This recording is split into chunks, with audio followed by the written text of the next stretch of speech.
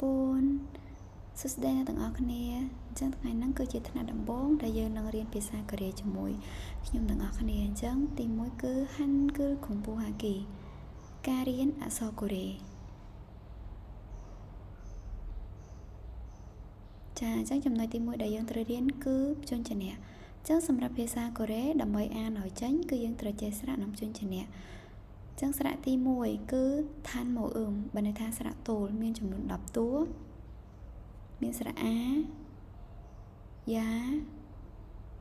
អយ៉អូយ៉ូអ៊ូយូអ៊ឺអ៊ីអញ្ចឹងខ្ញុំអានឲ្យស្ដាប់ម្ដងទៀតអាយ៉ាអយ៉អូយ៉ូអ៊ូយូ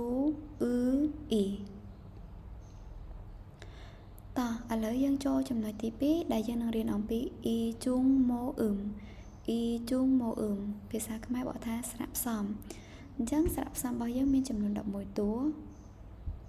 ទី1គឺស្រៈអែលេខ2យ៉ែលេខ3អេលេខ4យេលេខ5វ៉ាលេខ6វ៉ែលេខ7វ៉ែអញ្ចឹងស្រៈពីរហ្នឹងគឺសលេងវាស្ទើរតែដូចនេះទៅគឺដូចគ្នាហ្មងវាខុសគ្នាតិចតួចខ្លាំងអញ្ចឹងបន្តមកទៀតលេខ8វ៉េលេខ9វ៉លេខ10វីលេខ11អ៊ឺអានតាមមួយម៉ាត់ទេណាអ៊ឺអញ្ចឹងខ្ញុំអានឲ្យស្ដាប់ម្ដងទៀតអែយ៉ែអេយេវ៉ាវ៉ែវ៉